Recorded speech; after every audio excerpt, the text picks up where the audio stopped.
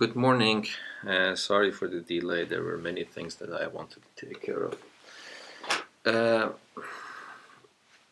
So today we want to start the new lesson. And the topic of the lesson is convexity, concavity, and inflection points of a function. To be able to talk about that idea, we need to introduce the notion of the second derivative. And it's a very, very simple notion. So the derivative of a function is called the second derivative of the function. The second derivative of the function f is denoted by f double prime.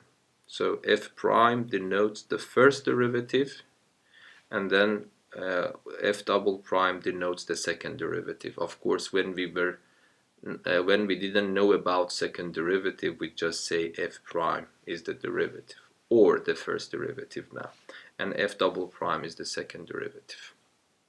Okay, and please interrupt me if you have any questions. Okay, so now let us solve an example for understanding this.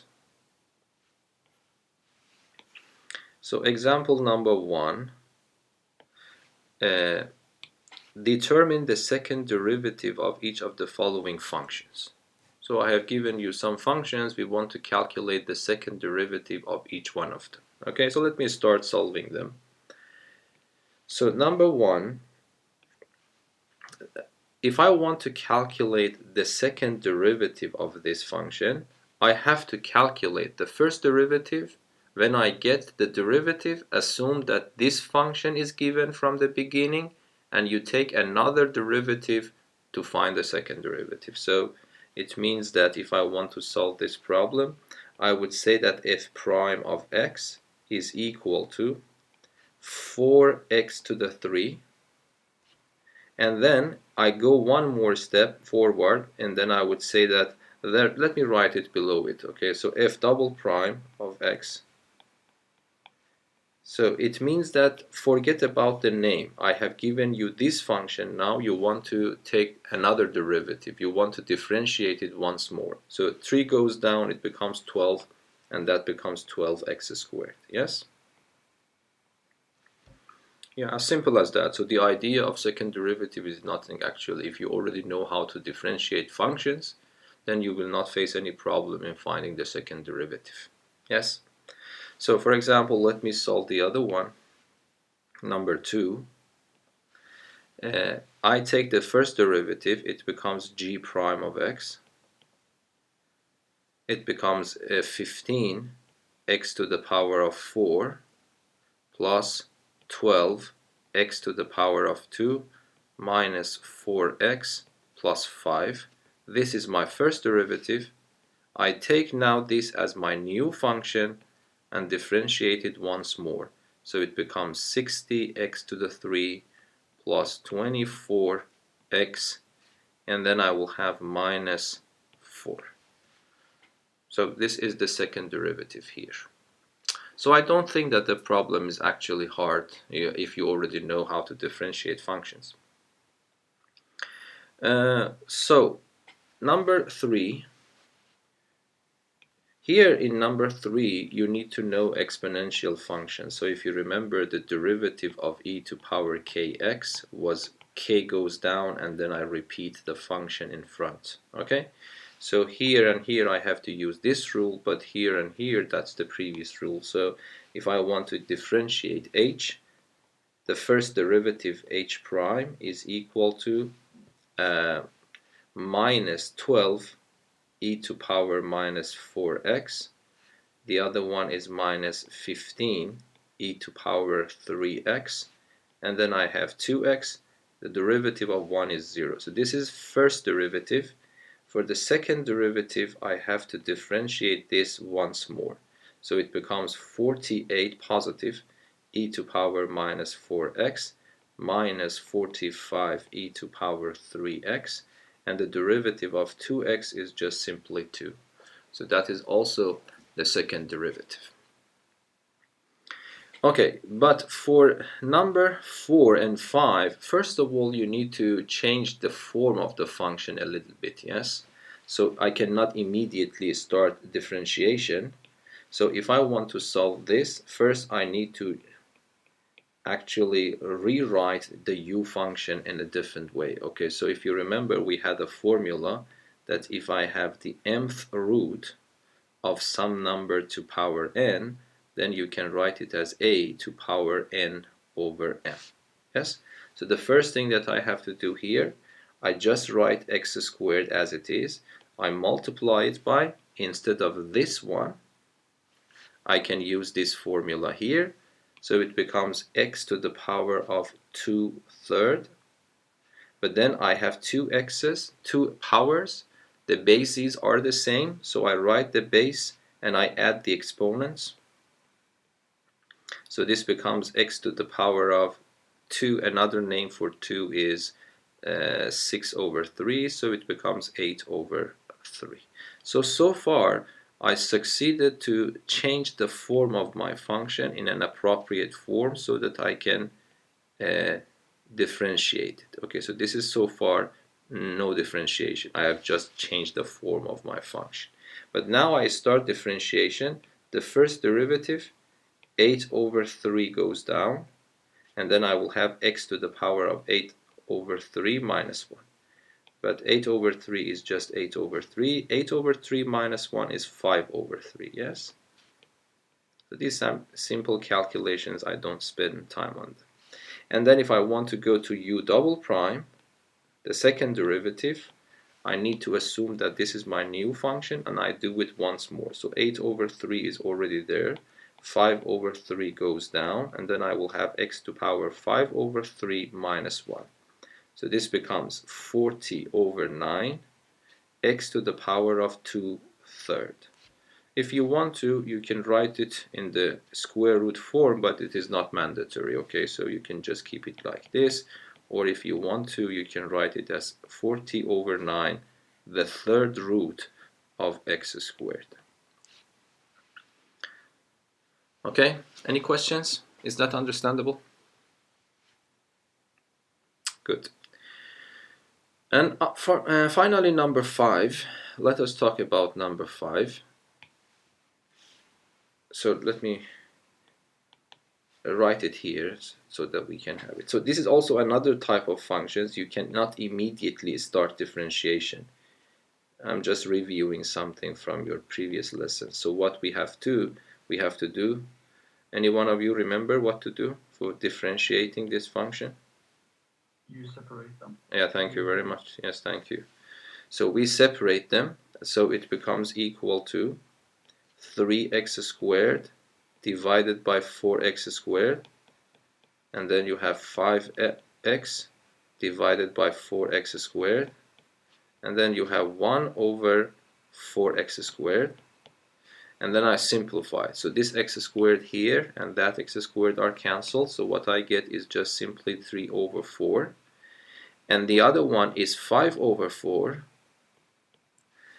Of course here this one and this one are cancelled. 1x is left in the denominator, but my goal is to differentiate, so I have to bring it up. And the price that I have to pay is to put a negative power. So it becomes x in the denominator with power +1. I bring it up, it becomes with power -1. The same reason, I can write 1/4. I bring x squared up, it becomes x to the power of -2. Now everything is ready to differentiate function, yes? So this tells me what is the derivative of f. The derivative of 3/4 is 0 because 3/4 is a constant. For the second part, -1 goes down.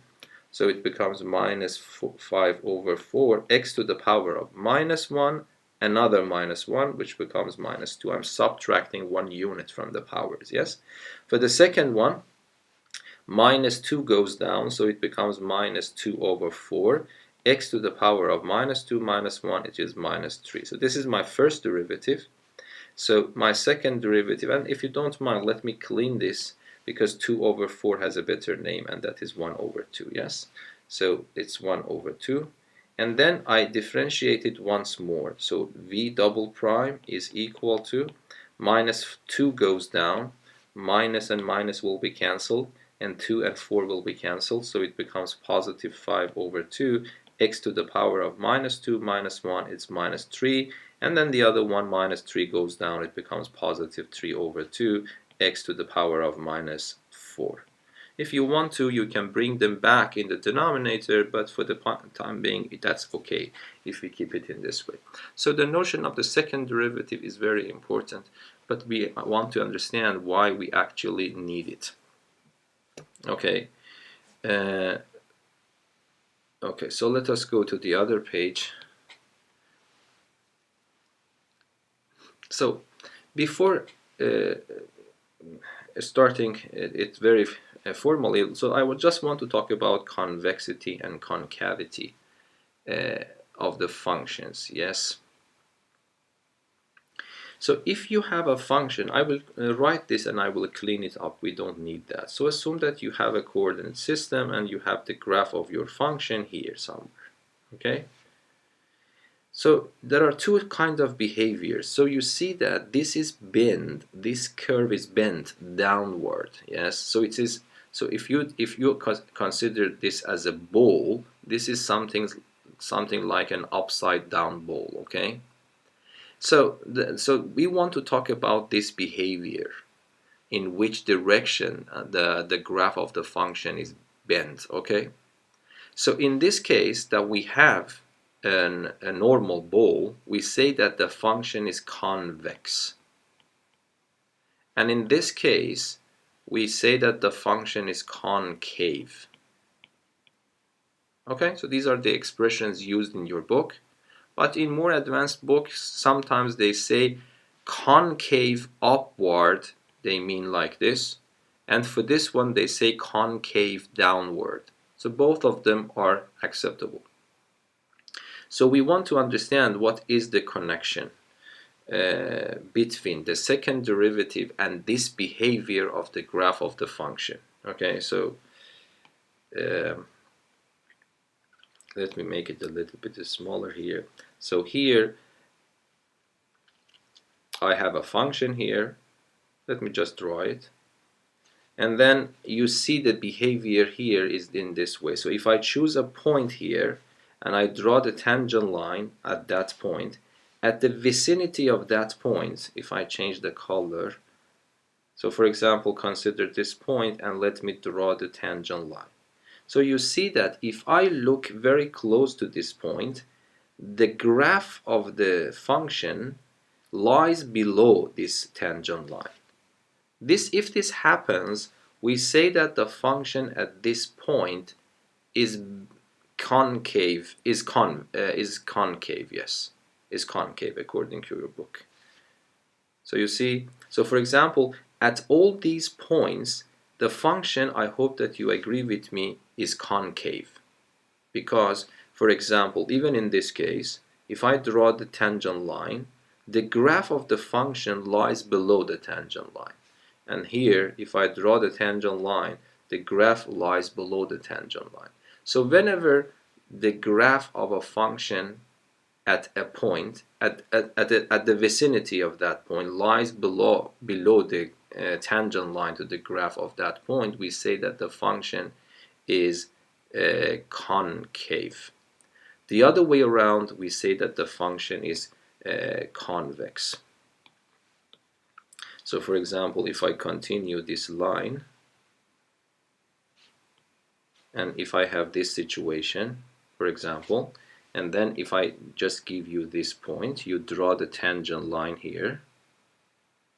Yes? At this point, you see that close to this point, of course, the function might change the direction later, but I am saying that let us look close to this point in this interval. Then you see that the graph of the function close to that point lies above the tangent line. So we say that the function at this point is convex or concave upward. For me, it is easier to use concave up, concave down, but you remember in the book, this is called convex, and this is called concave. Okay. Okay, so let me see what is the next slide here. Okay, so I have to write something. I remember something that I missed this one.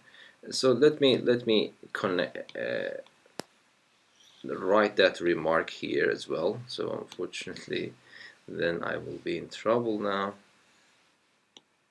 Yes, so at least it is good. So I forgot to bring this slide in. So that slide is also something I want you to know. And there are some other notations used in the book, in other books, so that you need to know for the second derivative. I forgot to mention that. So here. So if you see this is your function, if you want to talk about the second derivative, I told you that you use f double prime of x. There are three other notations that you need to know in the book. Sometimes if y is equal to f of x, they show it with y double prime. And do you remember we had a Leibnitz notation? It's a little bit weird in this way. If we want to show y prime, I told you that you show it with dy over dx. But now if you want to show the second derivative using the Leibniz notation, the notation that is used is this one. So you write it d squared y. This 2 means second derivative, but you have to respect, you put the other two on top of x. The first two you put in the middle between d and y. And another useful symbol for second derivative is that you put a 2 on top of that. Each capital D means one derivative. When you put d here, don't read it as power. This means that I am applying the derivative 2 times. So these are the symbols used actually in different places for the second derivative. And now everything is okay, so we come back to this idea. So let me check what is coming next so that I'm not confused.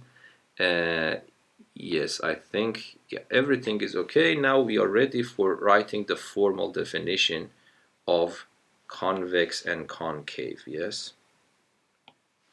So let me read it.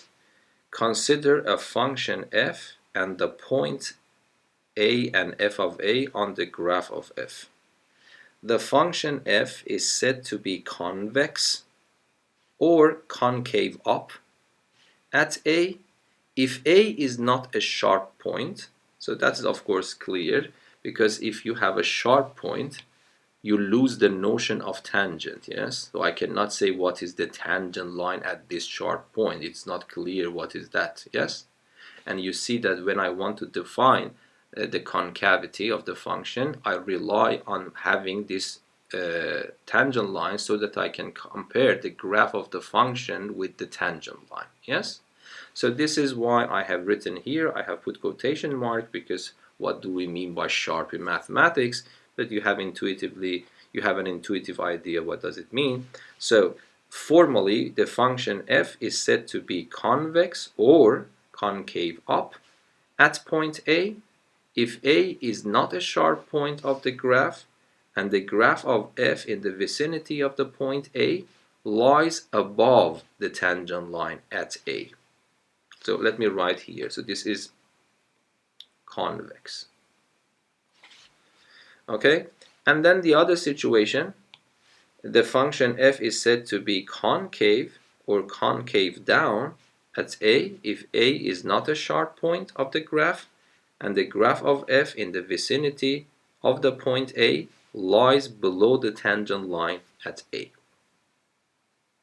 Okay, so this is the definition.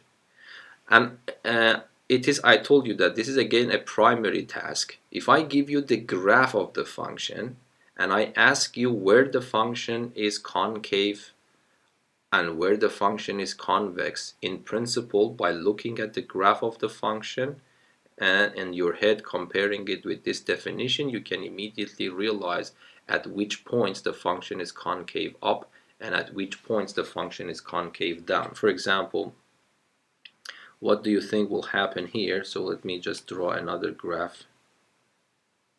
So for example, our function goes up and goes down and then it goes here. Then I have, for example, a terrace point. Let me just make it more clear. So for example, I have a terrace point, then I go up. Okay? So if I ask you, for example, what is the concavity of the function at this point? You draw a line and you see that the function is below, so you say that the function at around this point is concave. If I ask you what is this one, you just draw a tangent line again, you see that the graph is above the tangent line, so you say it is convex. So this, if I give you the graph, my point is that if I give you the graph, it is very easy to realize where the function is convex and where the function is concave. The point is that the graph is not given to you. The formula of the function is given to you, and then you want to use your math knowledge to decide about this behavior of the graph of the function. So how can we do that? Okay.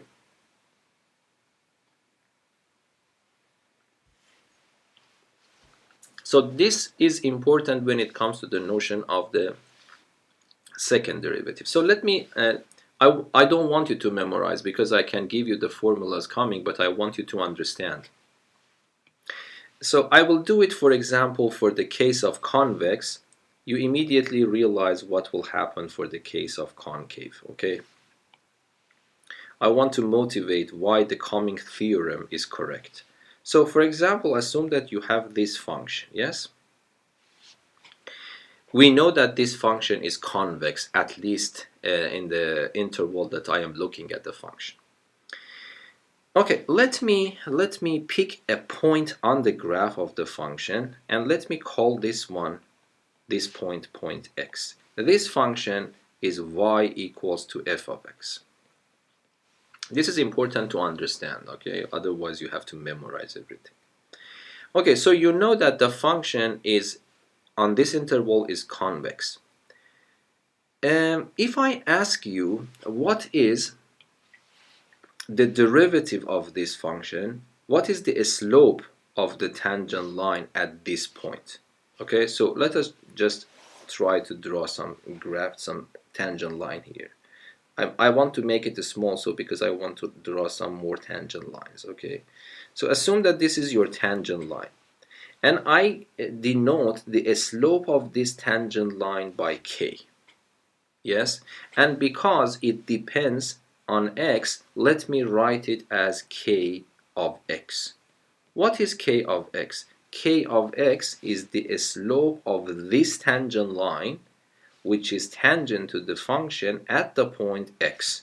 It is clear that it depends to x. Yes, for example, if I go a little bit lower, this tangent line is less inclined. Yes, so it means that by changing the value of the x, the value of the slope is also changing, so it means that the slope is a function of x.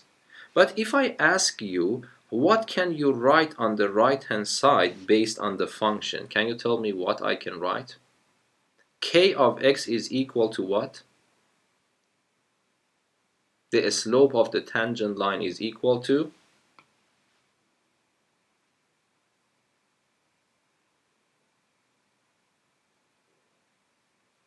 Hello? The derivative of the original function at point x. Exactly, thank you.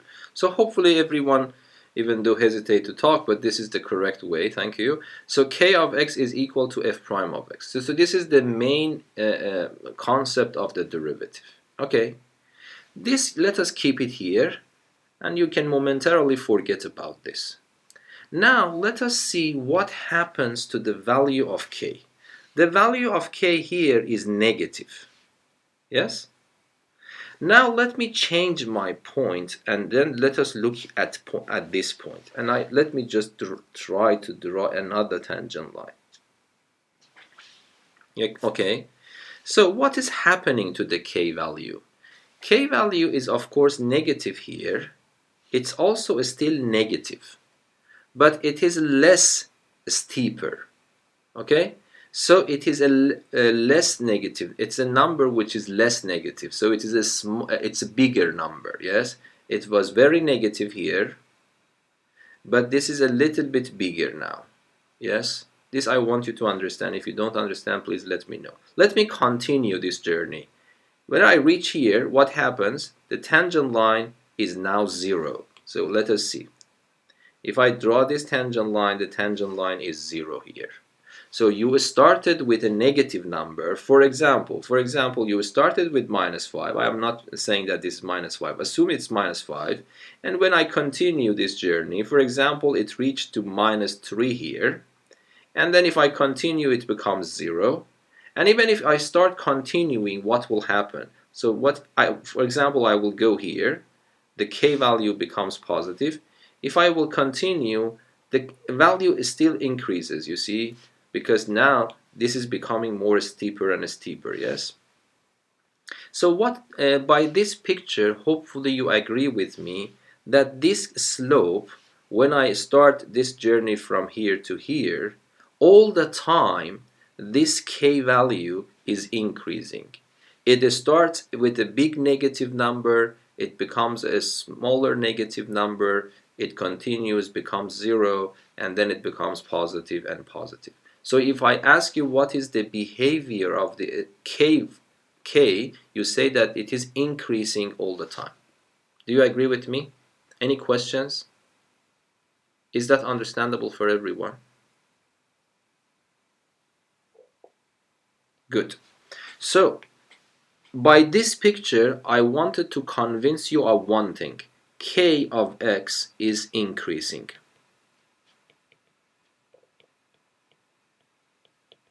I hope that I could convince you about that. So k of x is increasing on this interval. According to the previous lesson, tell me, if a function is increasing, what can I say about its derivative?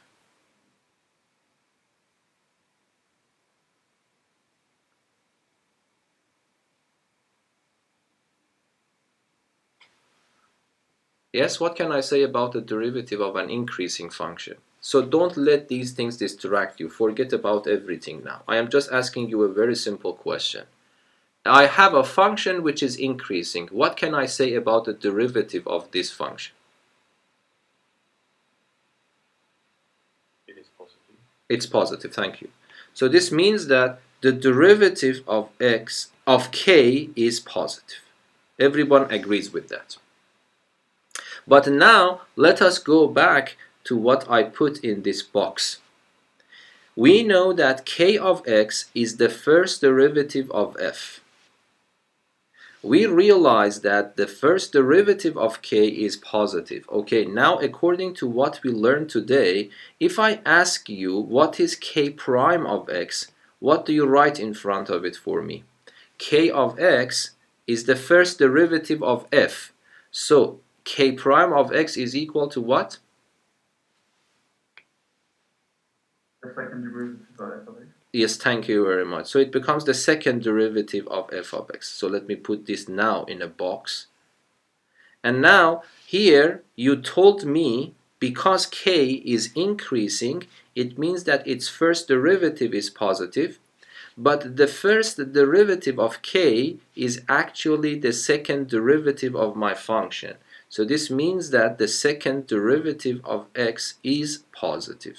So that is what I wanted you to understand. Of course, you can memorize that, but I really want you to understand why this is the case. So we found a very simple behavior. If a function is convex, its second derivative is positive. Yes? Do you remember? If a function itself was increasing, you see, if I ask you, is the function is increasing?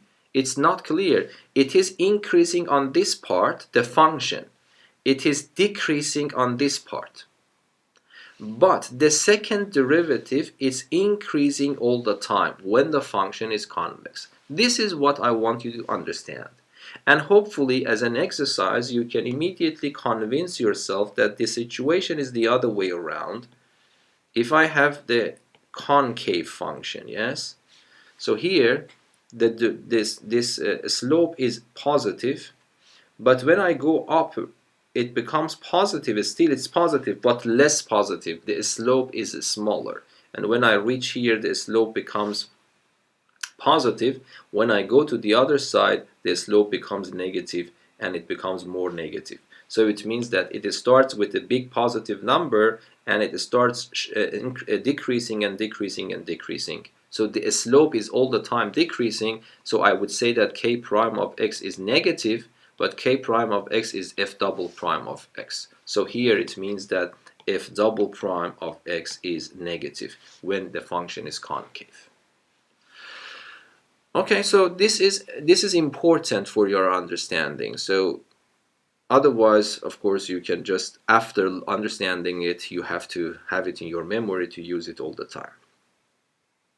Okay, if you don't have any questions, now we can introduce things more formally. So let us see what is the next slide here.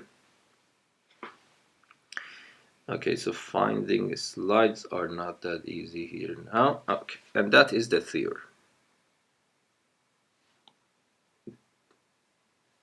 Okay, so let us write convexity and the second derivative. Okay, consider the function. So this d is wrong. I have to correct it. Consider a function f on an interval I.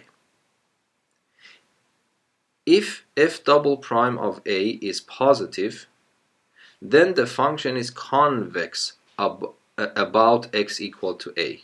So this is just exactly what we learned. And if f double prime of a is negative, the function f is concave about a, around a. Yes, that is actually I want you to understand. So now we can do some exercises here. So for example, let us solve this problem together. Determine the intervals on which the given function, so I have a lot of misprint here. So the given function f is convex or concave. Okay, so this should be given. Okay, so how should we solve this problem? A function is given to you, but the question is asking you about convexity or concavity of the function. So you need to use this theorem.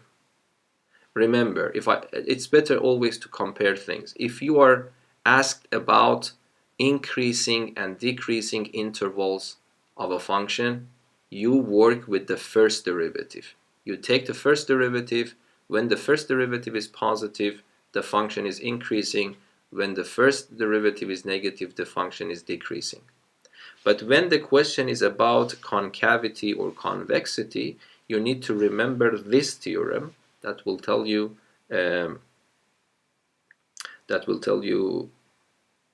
if the second derivative is positive, it is convex. If the second derivative is negative, it is concave. So let us just solve this problem.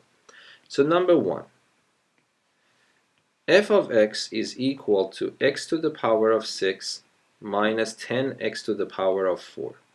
So what is the first step? I have to take the first derivative in order to be able to take the second derivative. So it becomes 6x to the 5 minus 40x to the power of 3.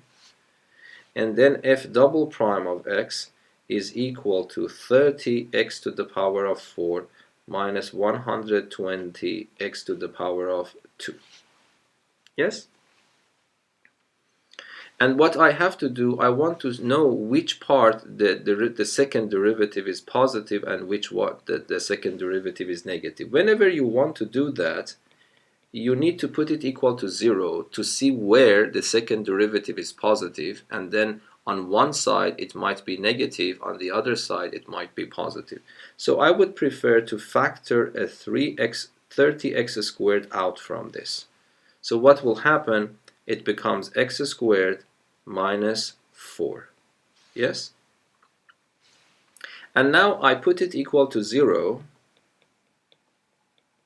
So this means that I have 30x squared and then x squared minus 4 equals to 0.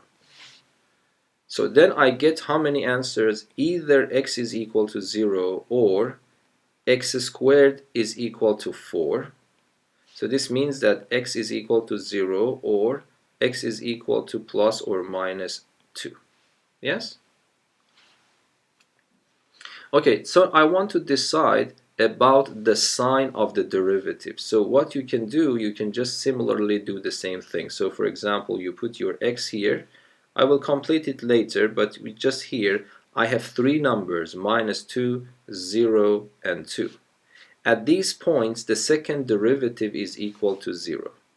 But let us see what happens between them, okay? And then you can use the same trick. If you want to see what is the sign here, you choose a random number less than -2, okay? And then you see what will happen. For example, let us choose -3. I don't need to calculate this. I don't need to calculate this because this is already positive.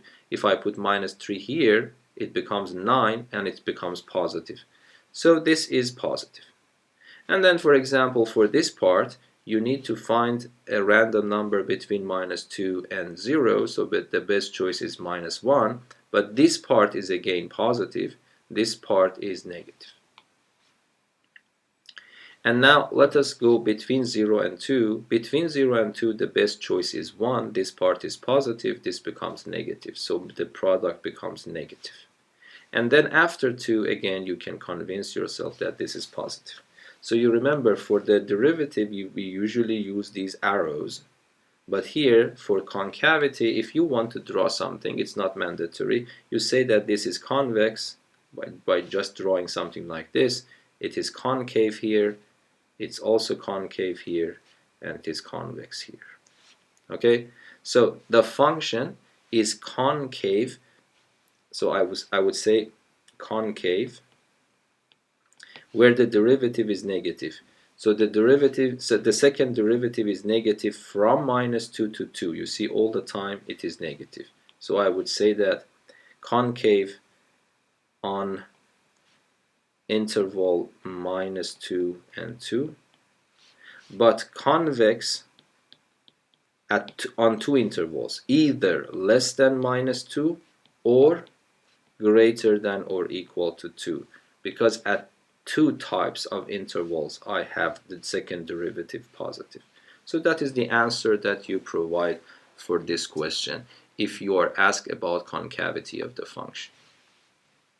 Let me see that if I can draw this with GeoGebra, that we can see what's happening. But of course these numbers are big. Zooming in GeoGebra is probably a little bit harder. So let me see what is x to the power of 6. Yes, and then we have -10x to the power of 4. Yes. Okay. This is the function. It seems a little bit strange for me, but so this is the function. So the points that are important are 0 and 2. So they are not in the range. So let me zoom in.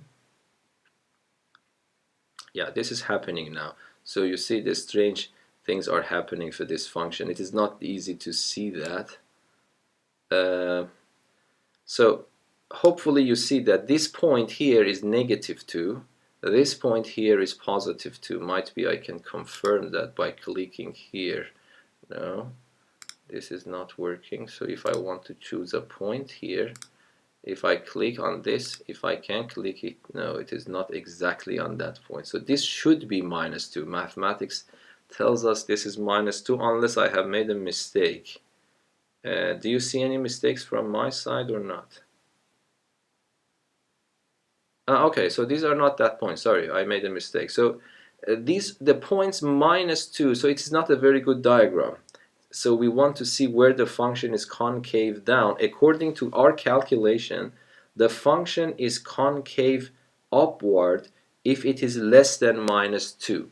But I don't know where -2 is here. If I want to point that, -2 and 0.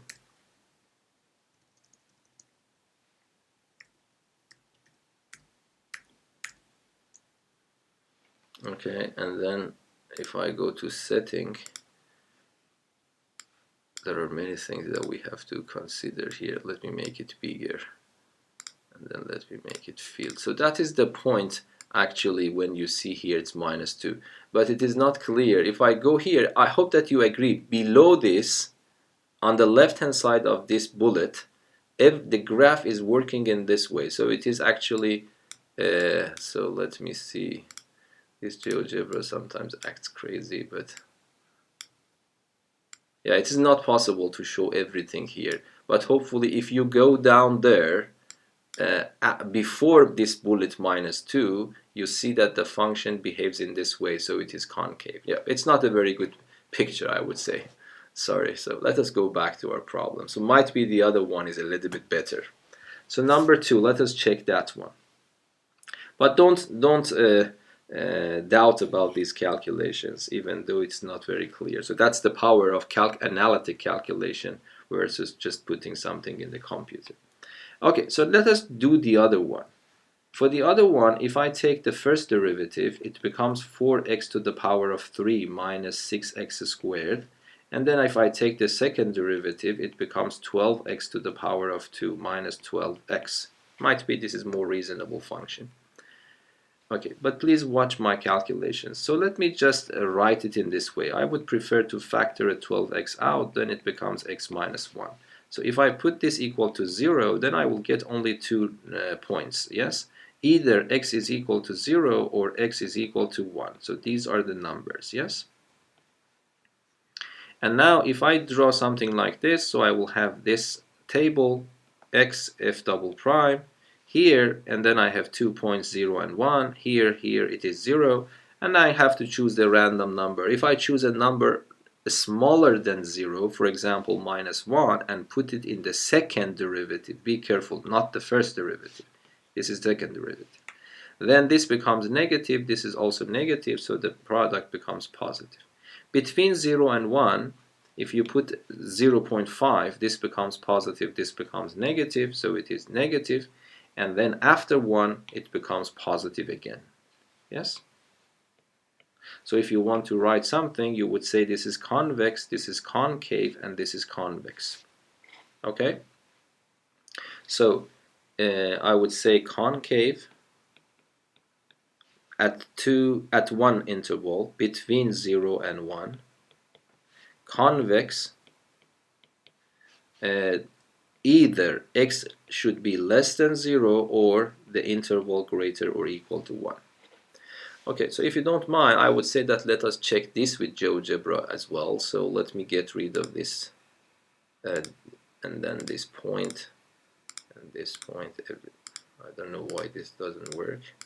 Okay, and then let us go and then write this equation once more. Hopefully the behavior of this function is more reasonable. Minus 2x to the power of 3, and then you have plus 1. Okay, so it seems a little bit nicer function. So let me go here and take this one and bring it here for you. So if you remember, let me just here, do you remember I got 2 points, 0 and 1. I realized between 0 and 1 the function is concave, and before 0 and after 1 the function is convex. So let us go and see the graph here. So if this graph you see here, this point is 1. Yes, so after 1 you see the function here is convex after 1. Yes, and before 0 this is 0. Before 0 you see it is this part. Again the function is convex. But between 0 and 1 you see that the function behaves in this way. So the function is concave. So this is a more reasonable. I can a little bit zoom in so you can see this behavior more apparently. So you see here the function is convex. After 1 again the function is convex. Between 0 up to 1 the function is concave. And this calculation shows that, don't worry, this behavior will remain the same no matter how many times you zoom in, because calculation shows that there are only 2 points like that. Okay, is that understandable? Okay. Now let us see what we will have more.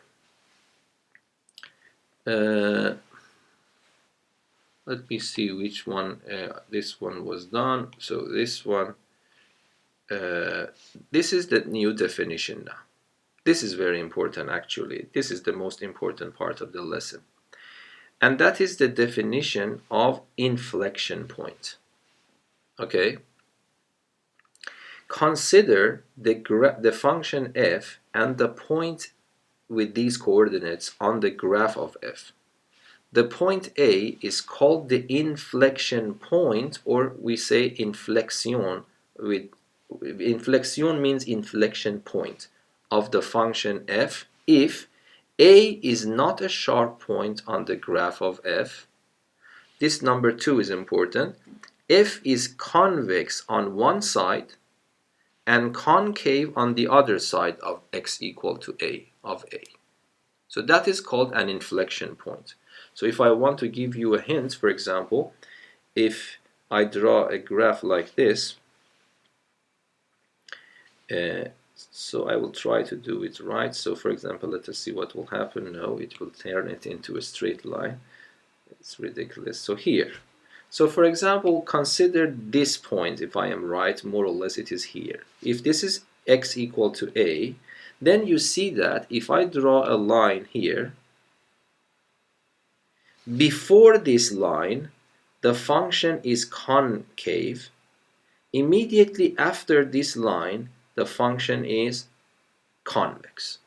So the concavity or convexity of the function is changing when I am passing through this point. Okay?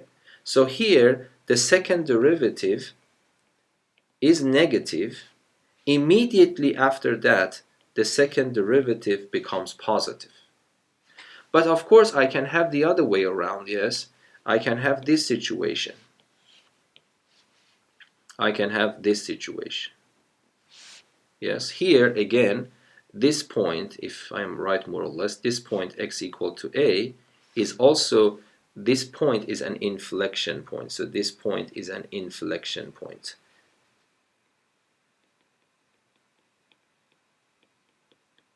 Yes, this point is again an inflection point.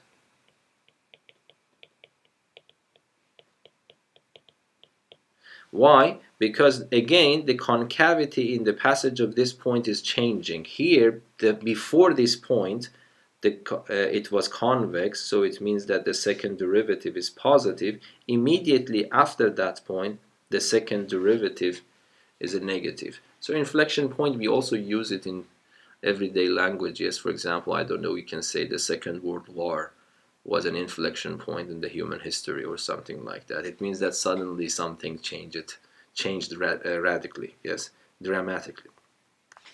So this point is called an inflection point. So it's very important to understand. If you remember, terrace point was also an inflection point. Yeah? So if I draw a terrace point, I hope that you can immediately agree with me that even though we didn't mention it there, but if I have this point, a terrace point, yes, this terrace point is also an inflection point. Why? Because before that, the function is concave down, yes, and then after that, it's concave up. So that is also an inflection point. But there is a difference between the terrace point and just this inflection point.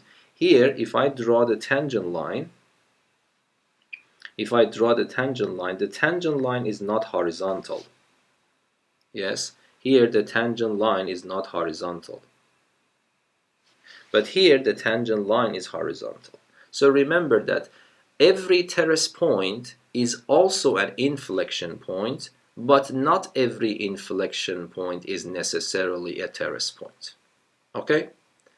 So is the idea of inflection point clear? A point on the graph is an inflection point. So for example, let me just also talk about these sharp points. If I ask you, what do you think about this point? You see this graph, let us consider this graph. And then let me just take this point to be point A. Is this point an inflection point? I would say no. Even though if I ask you what is the derivative before that, the second derivative before that is positive, because before that the function is convex, and after that the function is concave, and then f double prime is negative. But we do not consider this. So this graph that I have drawn here satisfies the second condition. The graph before that is convex, after that is concave. But we do not consider this as an inflection point, because inflection point by definition shouldn't be a sharp point. So this is not an inflection point.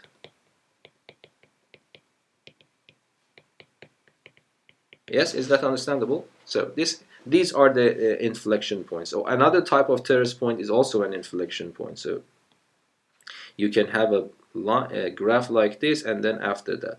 So all of these are inflection. So this is inflection and terrace. This is inflection and terrace point. This is only inflection point, not terrace point. This is only inflection point, but not terrace point. Okay. Let us see what we have. I think I have this remark here, so let me just write it here for you. So every terrace point is also an inflection point, not the other way around. And then let me see, what is this one? Yes, so this is not enough space. I go to the next page, and this is the important part of your lesson today. So let me not make it so big, because then we will not have enough space.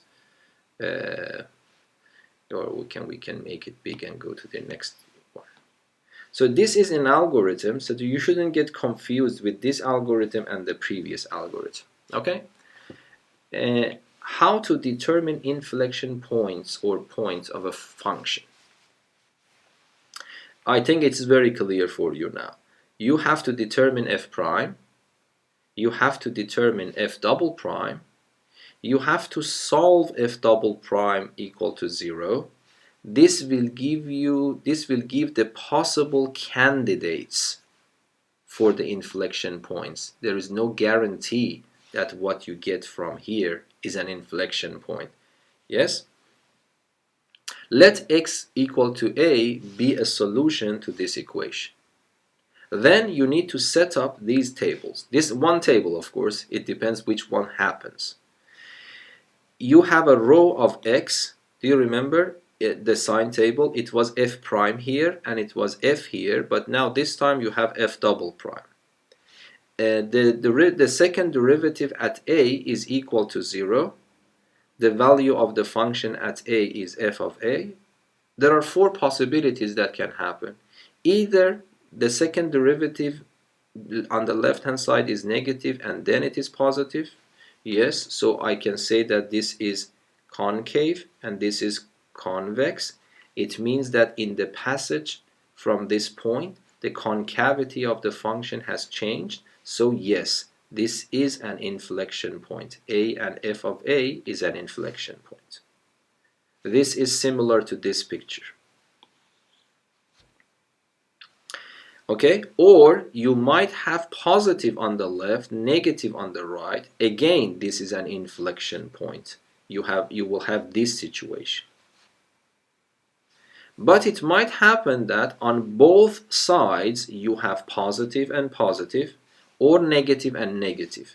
These are not inflection points, so these are fake candidates. So they appear in your solution. When you put the second derivative equal to 0, you get them, but they are not the real inflection points. So that is very crucial. And it is very comparable to what we talked about, local maximum point and minimum points. But in the sign table, we had f prime instead of f double prime. So let me complete this. Here it is in this form. But here it is in this form. And here it is in this form. Yes? So this is an inflection point, this is an inflection point, this is not an inflection point, and this is not an inflection point. So this algorithm you need to remember, and don't get confused with the algorithm that we had for other points. Yes, for finding local extreme points. Is that understandable?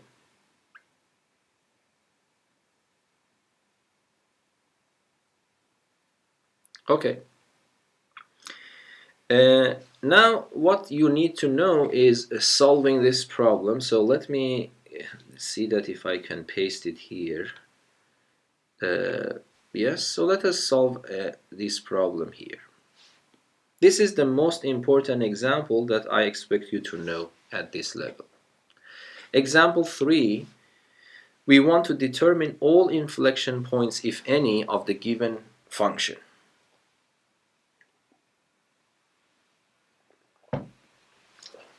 Okay, so I want to follow this algorithm. What is the first step? Number 1. So the first step is to differentiate the function. It becomes 3x squared plus 6x plus 1. The second step is to differentiate it once more. So it becomes 6x plus 6. The third step is to put it equal to 0 and solve it.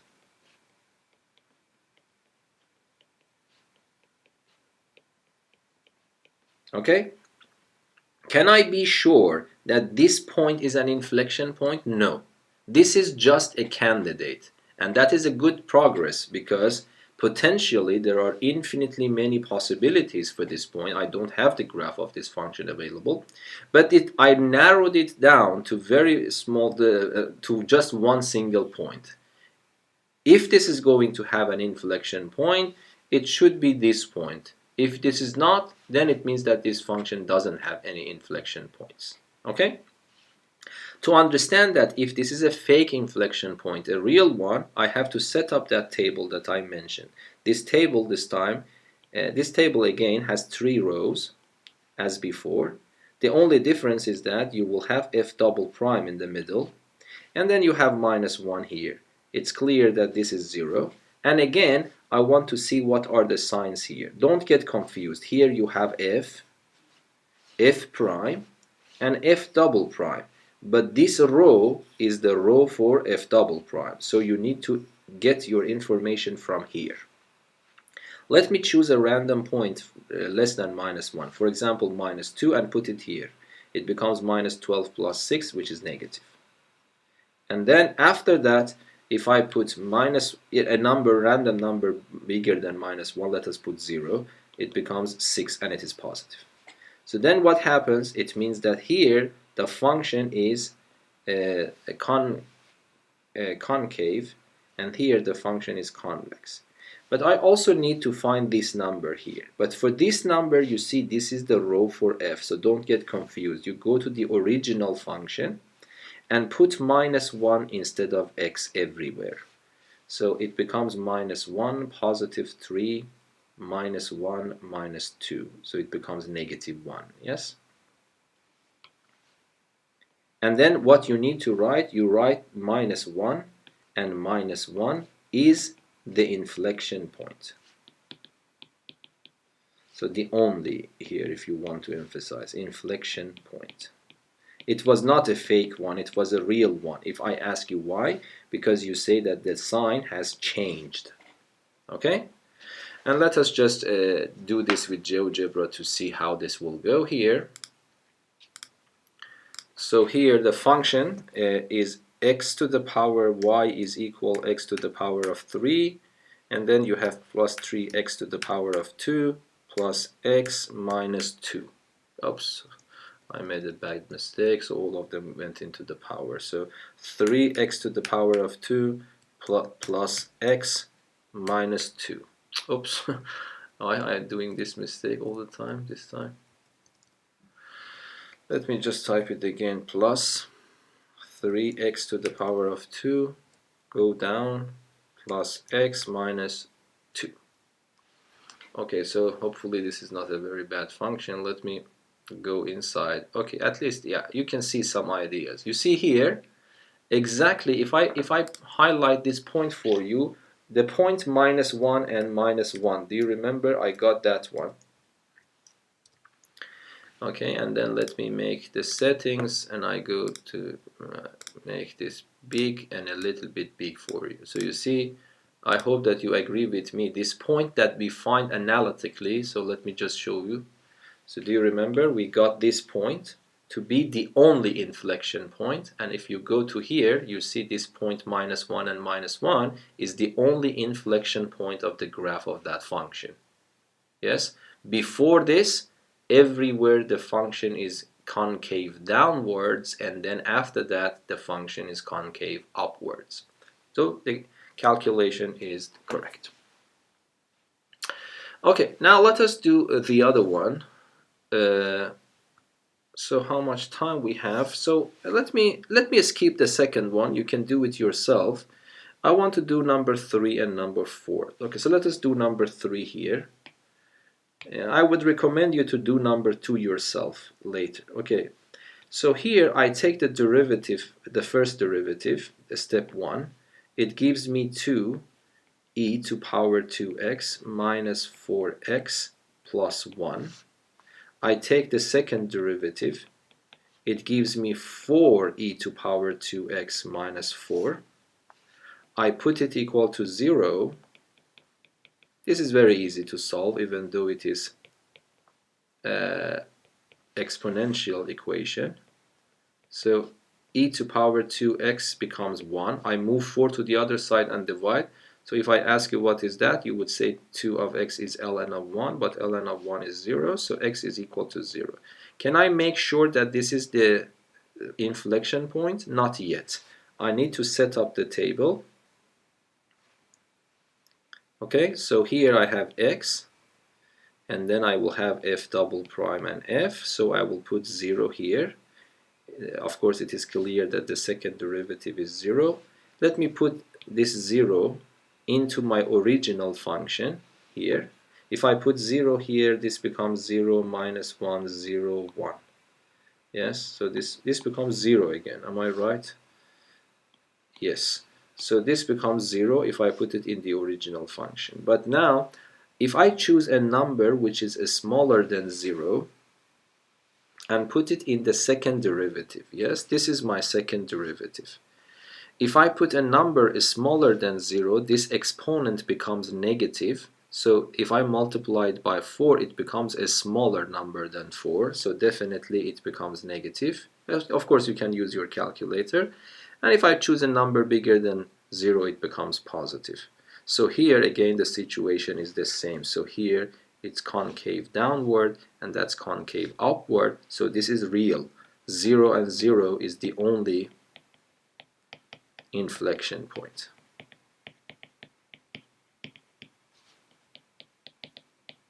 Okay, let us see how the graph looks like here. So if I go here, I would write y equals to e to power 2x. I go down, and then I will have minus 2x to the power of 2, and then I will have plus x minus 1. Okay, it is very so let me get rid of these so that you can immediately see that. Okay, so hopefully it is clear for you that, yeah, if I zoom in, yeah, it is slightly, but I hope that you agree with me that this is, before this point, the function is actually concave downwards, and immediately after that it is concave upward. Yes. So even though it is not very clearly seen, I don't know exactly right now, so I can change the scale. So here the scaling, for example, I can write it as, I think 2. I don't know if this is working. Oh, I made it worse. So let me make it 1 and this one 2. Or let me make it 3. Okay, now you can see it better. So let me make it 4. I am changing the scale on the y and x axis, and I hope that, so every point here, so you see that this is 0.5, I am making it 2 so that you can see this behavior better.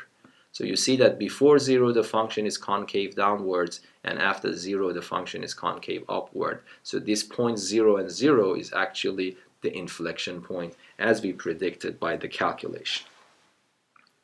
Okay, and now let me just solve the other problem on the other page. X to the 4 plus 2x minus 1. Okay, so let me write it here in front of our eyes. F of x is equal to x to the 4 minus 2x plus 1. So let us double check if that's the case.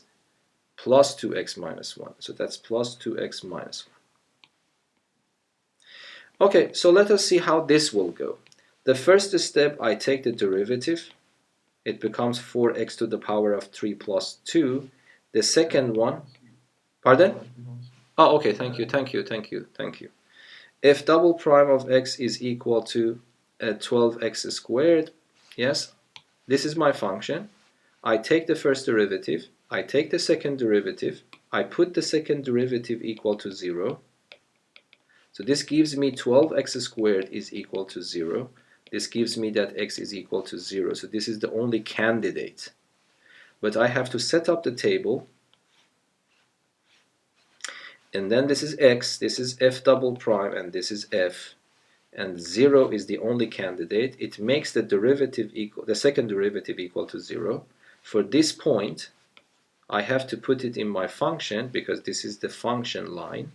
I put 0 here, so it becomes negative 1. So this becomes negative 1. But now be careful here. I choose a random number less than 0, for example, minus 1, and this line is the second derivative. I go to second derivative and put minus 1 here. It turns out to be positive because minus 1 to power 2 is positive. And of course, it is clear that if I put a positive number here, it becomes positive. So you see that this was a fake one. Yes, because the sign hasn't changed. So it means that this function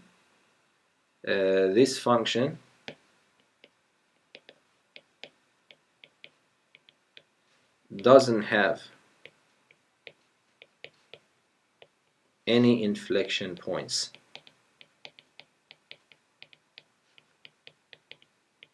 So that is my point. So be careful. Don't take this for granted that I take the derivative 2 times, put it equal to 0 and find the inflection points. It might happen that those are fake ones. Let us confirm this by going to Geogebra, that this point, which 0 minus 1, is indeed not an inflection point by looking at the graph of the function. So x to the power of 4 plus 2x minus 1. So let me get rid of this. So y is equal to x to the 4, go down plus 2x and minus 1.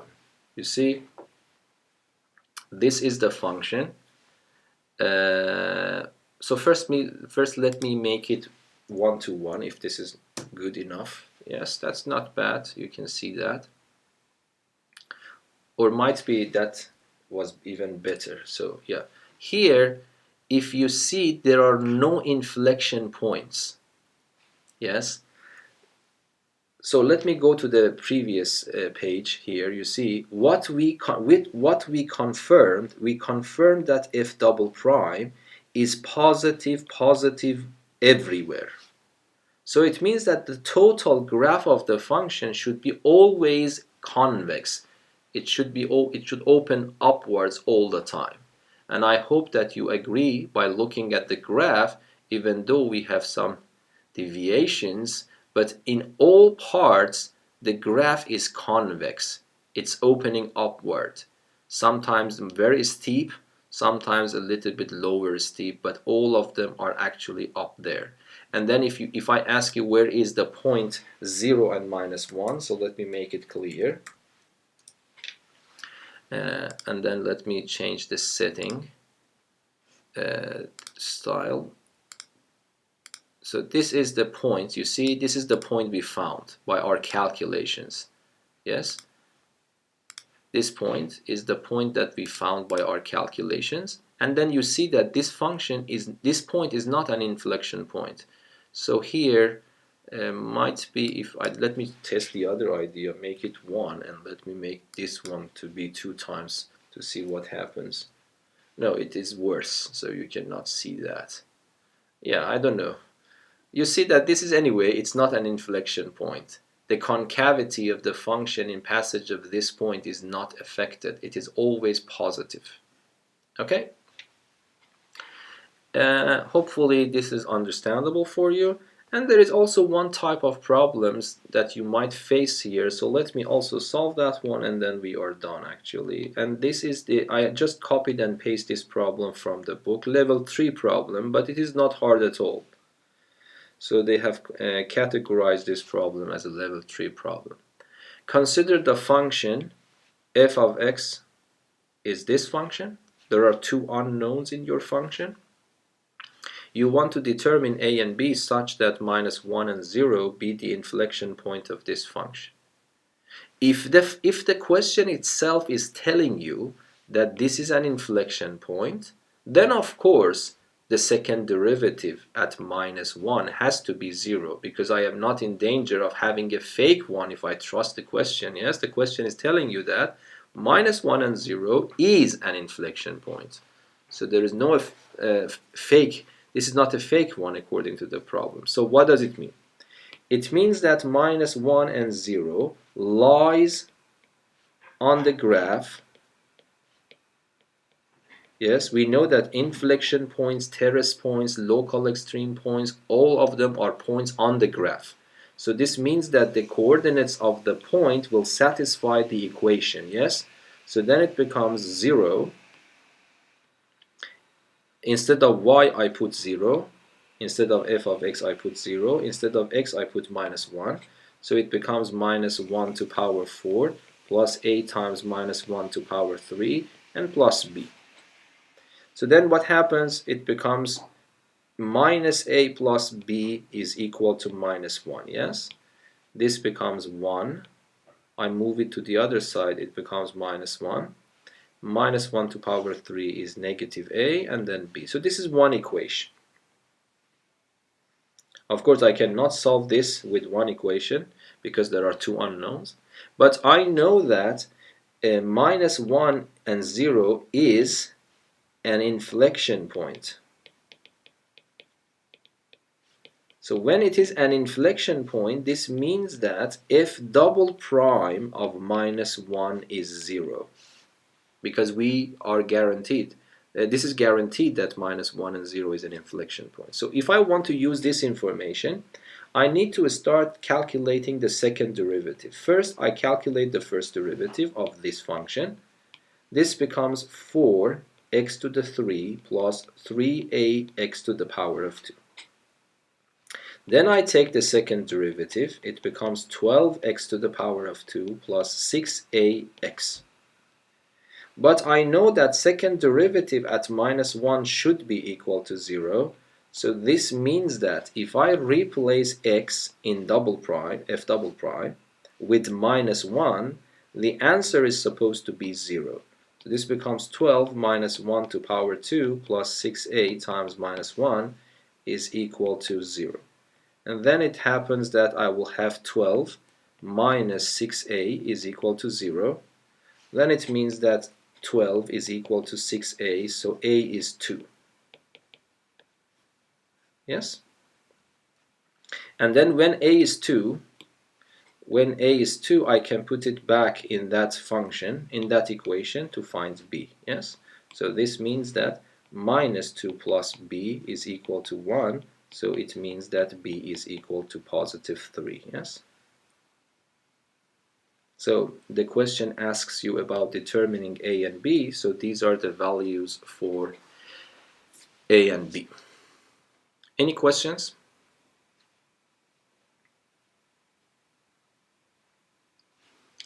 Okay, so actually here I'm starting to recording these videos with a much higher quality. Of course it is 4K quality, but it takes time for the YouTube to process it, so might be the SD version will be available in 15 minutes, but the higher qualities will be probably up to 1 day to be processed. And then I don't know, so let me just make sure that you know everything here. So if